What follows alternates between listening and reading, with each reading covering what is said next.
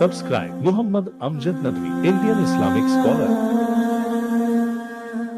أعوذ بالله من الشيطان الرجيم بسم الله الرحمن الرحيم يسبح لله ما في السماوات وما في الأرض له الملك وله الحمد وهو على كل شيء قدير هو الذي خلقكم فمنكم كافر ومنكم مؤمن والله بما تعملون بصير خلق السماوات والأرض بالحق وصوركم فأحسن صوركم وإليه المصير يعلم ما في السماوات والأرض ويعلم ما تسرون وما تعلنون والله عليم بذات الصدور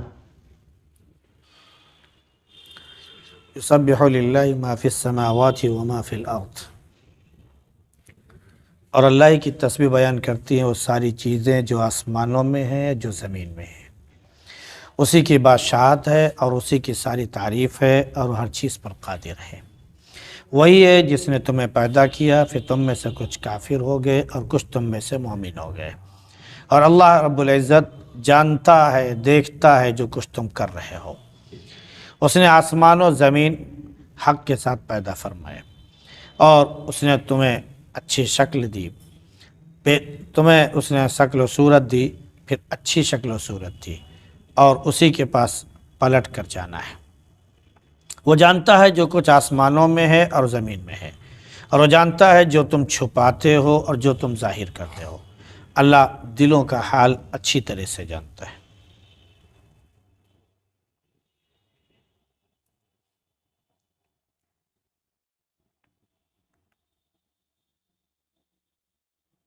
یہ سورہ تغابن ہے.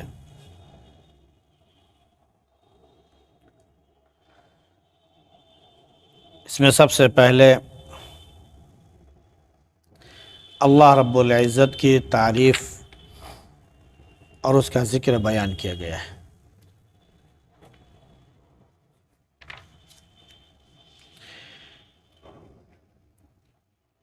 اللہ رب العزت کی تعریف، اس کی حمد و ثنا، اس کی تسبیح کائنات کی ہر چیز بیان کرتی ہے. اسی لیے قرآن میں مختلف جگہوں پر مختلف اعتبار سے اس کا ذکر کیا گیا ہے کہ یسبح للہ ما فی السماوات وما فی الارض. جو کچھ تمام آسمانوں میں ہے اور جو کچھ تمام زمین میں ہے، ساری ہی چیزیں جو ہے اللہ رب العزت کی تسبیح بیان کرتی ہیں. اب کس کی تسبیح کیسی ہے وہ اللہ بہتر جانتا ہے. کس کی مناجات اور کس کا ذکر کس اعتبار سے ہے، وہ اللہ کی عبادت کس اعتبار سے کرتا ہے، اللہ جانتا ہے. ہم کو جس طرح مکلف بنایا گیا ہے، ہم اس طرح اس کی تسبیح پڑھتے ہیں، اس کی عبادت کرتے ہیں. ایسی تمام مخلوقات کا عالم ہے. درخت، پہاڑ، اس طرح کی بلند و بالا چیزیں جن کے اندر سایہ پایا جاتا ہے، جن کا سایہ پایا جاتا ہے، ان کے بارے میں کہا جاتا ہے کہ یتفیع ظلالہ عن الیمین وعن الشمال. ان کا سایہ جو ہے دائیں سے بائیں جو جاتا ہے، یہی اللہ کے لیے سجدہ اور اس کی حمد و ثنا وغیرہ وغیرہ. پرندوں کا تعلق ہے تو پرندے بھی اپنی اپنی زبان میں اللہ کی تسبیح بیان کرتے ہیں.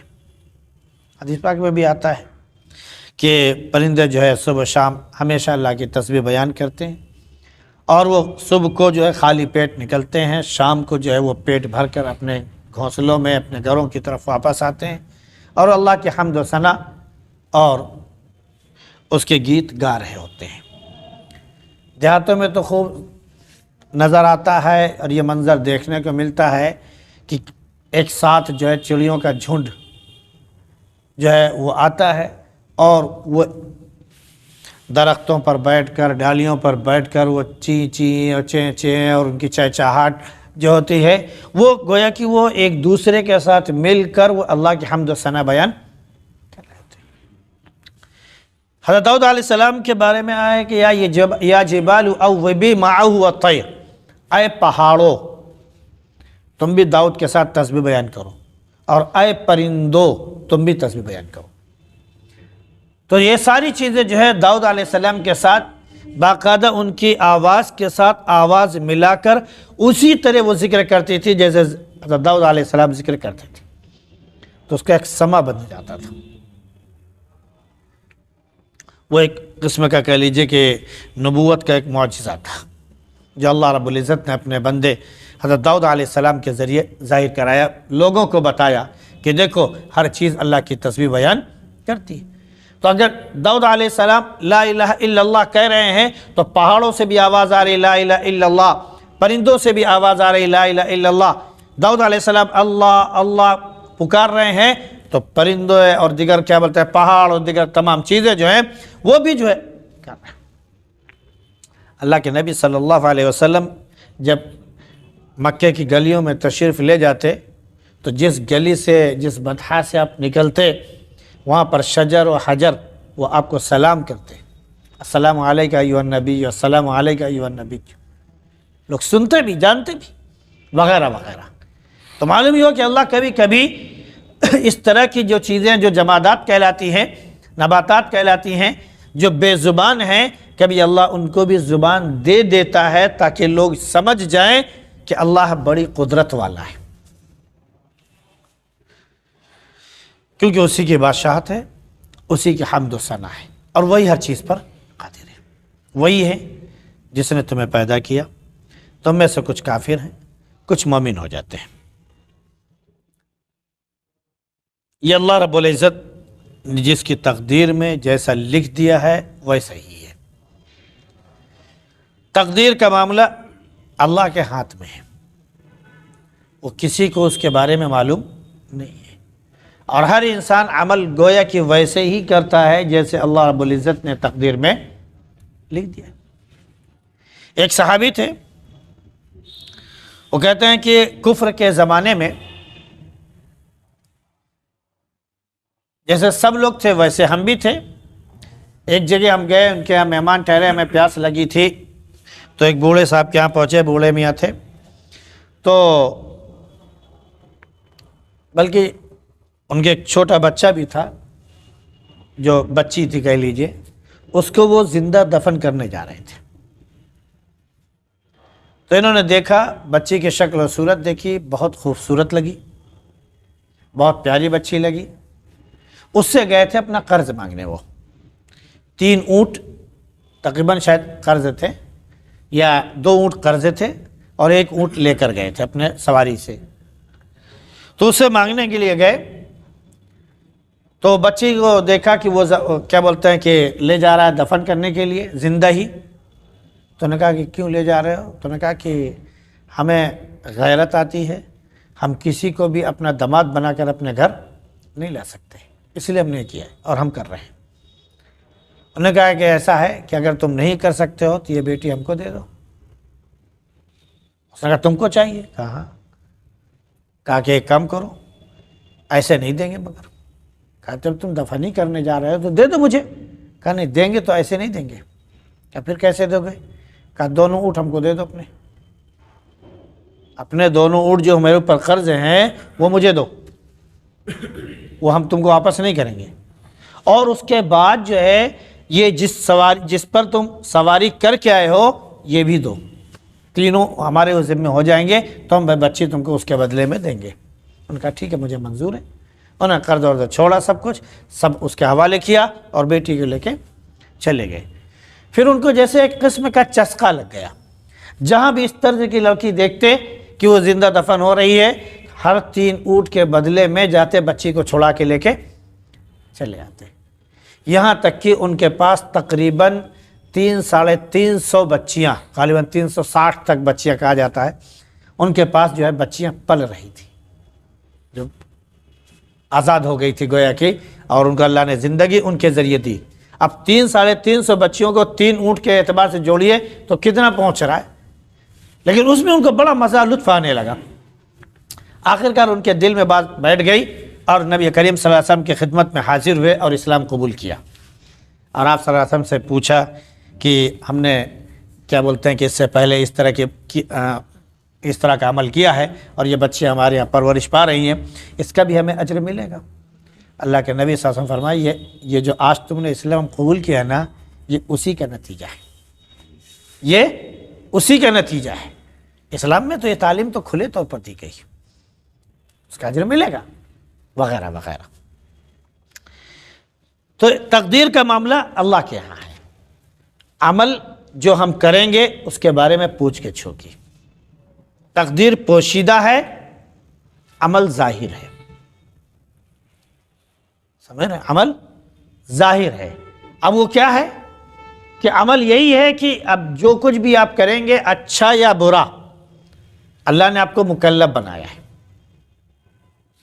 اب آپ اپنے اختیار سے اچھا کریں گے یا برا کریں گے، آپ کو اختیار حاصل ہے۔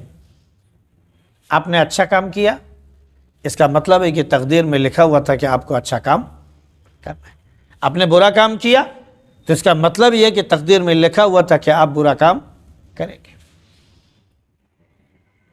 تو جب آپ نے کر دیا تو اب اس کے بعد آپ کو یہ کہنے کا اختیار حاصل نہیں ہے کہ مجھے تقدیر کی وجہ سے جہنم میں ڈالا جا رہا ہے۔ کیوں؟ اس لیے کہ آپ نے عملاً کر دیا، اور فطری بات ہے کہ جب آدمی جرم کرتا ہے تو اس کی گرفت ہوتی ہے۔ بچہ چھوٹا پیدا ہوتا ہے، یہ نہیں معلوم کہ وہ بچہ اچھا بنے گا کہ برا بنے گا، کیا بنے گا، کیسا بنے گا، کچھ نہیں۔ جو وہ بڑھتا جاتا ہے، اس کی پرورش ہوتی جاتی ہے، اس کے حالات بدلتے جاتے ہیں، وہ لوگوں کے سنگت پاتا جاتا ہے، پھر وہ ایک راستہ اختیار کرتا ہے۔ ایک وقت آتا ہے کہ بڑا ہوتا ہے، اچھا کیا تو واہ واہ، اور برا کیا تو فوراً جو اسے جیل میں ڈال دیا جاتا ہے۔ پھر اس سے نہیں پوچھا جاتا ہے کہ تم نے یہ چوری کی تو تمہاری تقدیر میں لکھا ہوا تھا اس لیے کی، لہذا تم کو چھوڑا جاتا ہے۔ نہیں کیا تم نے، تب تم کو اس کی سزا بھگتنی پڑے گی۔ تو سزا تو کرنے کے بعد ہے۔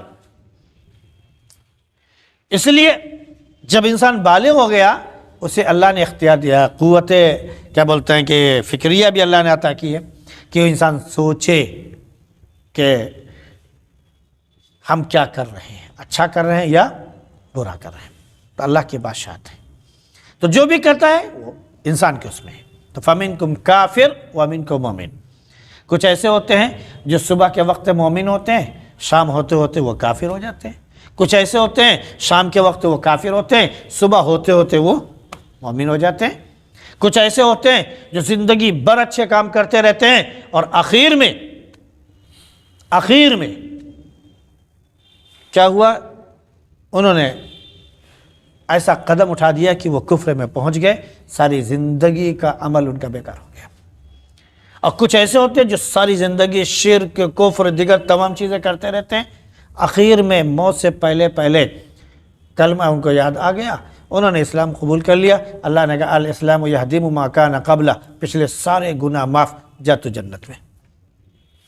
تقدیر کی بات ہے، لیکن کرنے کے بعد ہے، پہلے نہیں۔ آج مجھے ایک صاحب نے کہا مولانا میں اتنا پریشان ہوں کہ جس کی کوئی حد نہیں، اب اللہ کا شکر ہے کہ ایک جگہ میں لگ گیا، راحت ہو رہی ہے، میں عالم ہوں، اور آپ سے میں بتا رہا ہوں کہ شاید میں عالم نہ ہوتا تو میں خودکشی کر لیتا۔ میں اتنا پریشان ہو گیا تھا صرف 4-5 مہینے کے اندر۔ کبھی اس کے بارے میں سوچنا، رزاق اللہ ہے، رزق دینے والا وہ ہے، وہ کہیں نہ کہیں سے اپنے بندوں کو رزق دیتا ہے۔ ہاں وہ آزمائش کرتا ہے کہ دیکھیں ذرا ہم آزمائش کر رہے ہیں، میرا بندہ اس آزمائش میں پورا اترتا ہے یا نہیں اترتا ہے۔ ہم نے اس کو 2 وقت فاقے کی نوبت دلا دی، وہ بھوکا رہ گیا، آیا اس بھوکے رہنے کی وجہ سے وہ اللہ کا شکر ادا کر رہا ہے کہ نہیں کر رہا، اللہ کی طرف رجوع کر رہا ہے کہ نہیں کر رہا، یا یہ کہ وہ غلط حرکتیں کرنے لگا۔ اللہ آزمائشتا ہے، کبھی دے کر اور کبھی لے کر۔ تو جب انسان کرتا، اللہ کے نبی صلی اللہ علیہ وسلم کے پیٹ پر جنگ خندق میں 2 پتھر بندھے ہوئے تھے، پیٹ پر۔ ایک صحابی ہے، اللہ کے نبی میرے اس پہ پتھر بندھا ہوا ہے کہ دیکھیں میں بہت بھوکا ہوں، ڈر لگ رہا ہے کہ کمر کہیں آگے کی طرف جھک نہ جائے، اس لیے کمر سیدھی رکھنے کے لیے ہم نے ایک پتھر باندھ رکھا ہے۔ آپ نے اپنا کپڑا اٹھایا، کہا یہ دیکھو 2 پتھر بندھے ہوئے، فوراً چلے گئے۔ ارے نبی ہے اللہ کے سب سے قریبی بندے، محبوب بندے ہیں، سید الانبیاء ہیں، اللہ نے آپ کے پیٹ پر جب 2 پتھر بندھوا دیے تو میری تو مصیبت آپ سے تو ابھی ہلکی ہے، آدھی ہے، ہم تو اللہ کا شکر ادا کریں، ہم کہاں کس میں اس میں پڑ گئے تھے. تو کبھی نوبت یہاں تک بھی آتی ہے. اللہ اس سے حفاظت فرمائے. بہرحال آزمائش ہم سب کی حفاظت فرمائے، ہم آزمائش کے لائق نہیں، بس اللہ اپنا رحم فرمائے. تو کچھ لوگ مومن ہو جاتے ہیں، کچھ کافر ہو جاتے ہیں. اللہ نے آسمان و زمین سب پیدا فرمائے اور انسان کو بہترین شکل میں پیدا فرمایا. کہیں پر اس نے کہا کہ لقد خلقنا الانسان فی احسن تقویم، ہم نے بہترین ڈھانچے میں انسان کو بنایا ہے. کہیں پر یہی نہیں، کئی اور جگہ فرمایا وصورکم، اس نے تمہیں بہترین شکل و صورت دی. 24واں پارے میں اسی طرز کی آیت ہے کہ اللہ نے تم کو پیدا کیا نطفے سے، پھر علقہ سے، پھر اس سے، پھر اس سے، پھر یہاں تک کہ تم کو شکل صورت دی اور بہترین شکل صورت عطا کری. تو جب یہ آیت اتر ہی رہی تھی کہ عمر رضی اللہ عنہ کی زبان سے نکلا کہ ما احسن الخالقین، کہ اتنا بہترین رب ہے. ربک احسن الخالقین، تمہارا رب بہت بہترین خلقت کرنے والا ہے. اللہ رب العزت کو عمر کا یہ جملہ اتنا پسند آیا کہ قرآن کی آیت ہی بنا دیا، اسے قرآن کی آیت ہی بنا دیا. وہی لے کر آ گیا جبریل کہ اس کے آگے یہ لفظ ایڈ کرو کہ اللہ رب العزت بہترین خلقت کرنے والا ہے، بہترین تخلیق کرنے والا ہے. وہی جملہ ہی جو عمر کی زبان سے نکلا، اللہ نے اسے آیت بنا دیا. وہ عمر کی وہ بہرحال طاقت تھی. فَأَحْسَنَ صُوَرَكُمْ، تو اللہ نے فرمایا کہ بہترین شکل و صورت تمہیں عطا کی. ورنہ آپ دیگر تمام مخلوق کو دیکھیے، اللہ نے 4 پیر ان کو دیے ہیں، کچھ ایسے بھی جن کو 2 پیر بھی دیے ہیں، لیکن ان میں سب سے خوبصورت بہترین جسم کے ساتھ انسان کو اللہ نے پیدا کیا ہے، اور اس کو سب سے زیادہ عقل اور شعور بھی عطا کیا ہے، اور سب پر ان کو غالب بھی کیا ہے، اور اس کی بادشاہت بھی رکھی ہے. اللہ نے اپنا نائب بنایا ہے. باقی تمام مخلوق آپ دیکھ لیجئے، وہ اپنے اعتبار سے وہ خوبصورت ہیں. جس طرح اللہ نے ان کا بنایا ہے ڈھانچہ، اس اعتبار سے ہر جانور اپنی جگہ خوبصورت ہے، وہ ان کے اعتبار سے، لیکن انسان کو ان سے بالکل الگ کیا ہے.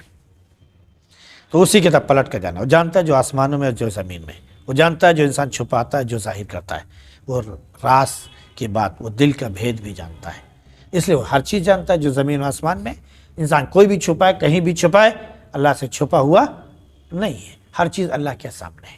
اللہ ہم سب کو اپنی ذات پر، اپنی قدرت پر اور قدرت مطلقہ پر اللہ ایسے ایمان کی توفیق نصیب فرمائے جیسے وہ اپنی تمام صفات کے ساتھ وہ اللہ ہے. سبحان اللہ بحمدہ، سبحانک اللہم وبحمدک، ونشہد ان لا الہ الا انت نستغفرک ونتوب الیک.